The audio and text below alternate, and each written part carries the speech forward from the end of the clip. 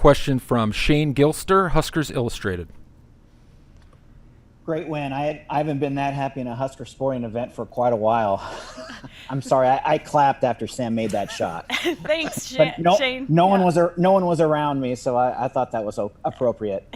But Coach, talk to me about that third quarter. You only allowed 7 points. Was that the turning point, you think, in this game? Yeah, I mean, I really thought that gave us some momentum for the game, and just to come out in that second half and to be able to kind of be locked in and keyed into game plans. And I thought the biggest key was just we were ending defensive possessions with defensive rebounds and securing those rebounds, and that was critical and really important to kind of spark us and give us the lead that we needed to kind of sustain that game. Brent Wagner, Lincoln Journal-Star. Yeah, we talked a lot about Sam as a scorer, but she also leads you in rebounds. Just talk about her to get the rebound there on that last play and to come back in the game.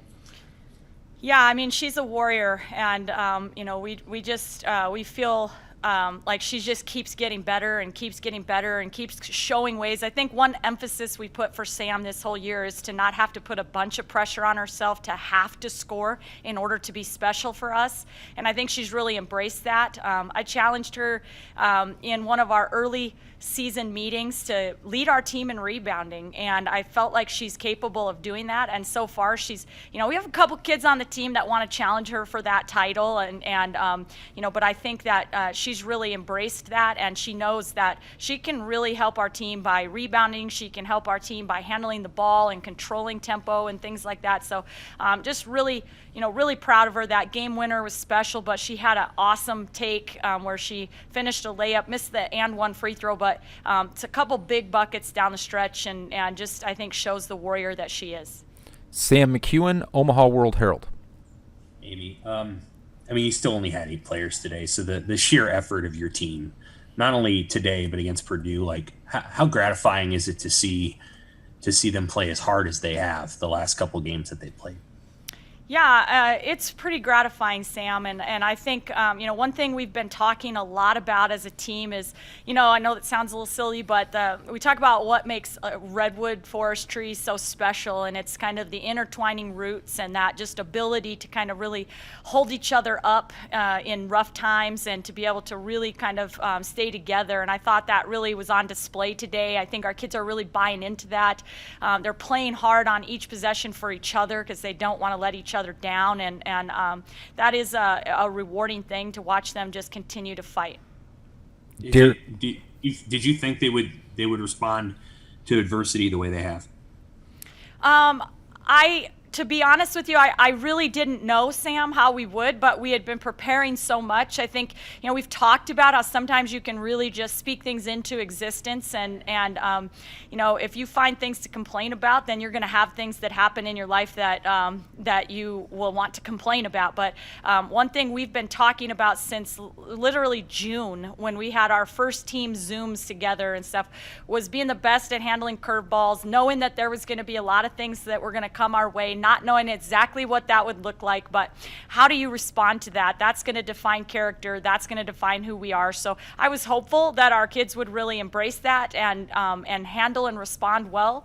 We certainly have had different adversity than maybe we've expected, and probably a little more than we really have wanted. But one way or the other, I think they have really handled it well, and part of that is just great leadership. Derek Peterson, Hale Varsity. Hey, Amy. There at the end of the third quarter, I guess had a 7-point lead. I think it was 49-42, I think is what the score was. And they hadn't hit a shot yet in that third quarter. And then they get a free throw, they get the steal off the inbounds pass, and they get another bucket. And then instead of a 7-point lead, it's a couple possessions going into the fourth. Did you say anything to your team about that little that stretch to close out the fourth quarter? To close out the third quarter? Derek, that's certainly not the way we wanted to close out that third quarter, but they already knew that, and they were already beating themselves up about that, and whatever. So all I just said was reminding them that when we inbound, we don't have to get the ball directly into our point guard. We have multiple options to get the ball in when they're pressing, and you're fine. Let's move on to the next play, and that's really what the communication was after that end of the third quarter. series. Shane Yeah, follow up Gilster. to the- Oh, go ahead. Go ahead, Derek. Okay.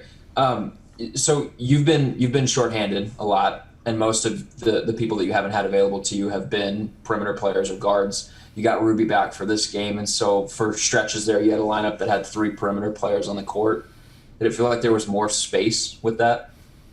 I really didn't notice that. I think that to be quite honest with you, I think Izzy's done a fabulous job of just bouncing back and forth for us and adjusting. And I think she poses some problems. She put us in some positions to really attack them inside where maybe they didn't have quite the size and things that we wanted. And then when we were able to bring in Ruby and Witt, and they were able to kind of contribute and spread the floor a little, and Ashley Scoggin hit a couple big threes, and Witt hit a couple big threes, and Ruby hit a big three. And I think that, all that contribution kind of helps. It just gives us a chance to kind of be versatile and mix things up a little bit. But I think Izzy's done a great job of continuing to keep the floor space for us, and she hit a huge three at the top of the key, and I think she's just continuing to gain confidence to help us continue to keep that floor spaced.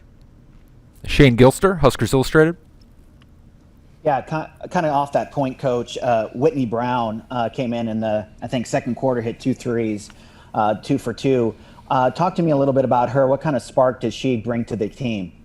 Yeah, well, I haven't made a secret about, Coach Love kind of nicknamed her Deli. She's just a hustle player, kind of a little water bug that's everywhere out there on the court. She sparks us in a lot of different ways. But, we had some conversations after the Purdue game about just expectations and knowing that, we feel like she can spark us with offense when she stays aggressive-minded offensively. And she's been in the gym working really hard. And I thought her minutes today on her birthday, very fitting. She came in and really played well. Not just the 2 big threes that she hit and the confidence, but the confidence to handle the ball and break pressure and not turn it over and just be solid with the ball. And I think she got a steal there in the second quarter as well, just making some hustle plays. And that's what she does in practice every day, and that's what we're going to continue to look for out of her. Brent Wagner, Journal-Star. You guys led by 7, and then Northwestern keeps cutting into it. Are you kind of looking over your shoulder at that point to see if you're going to get Sam back at any point in the game?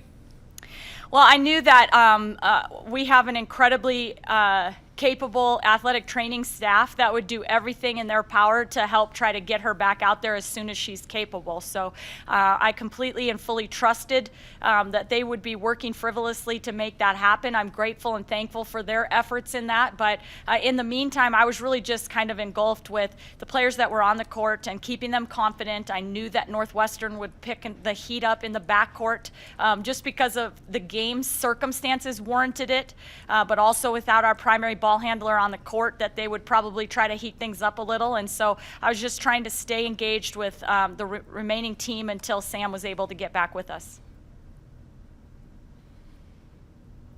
Any other questions for Coach Williams?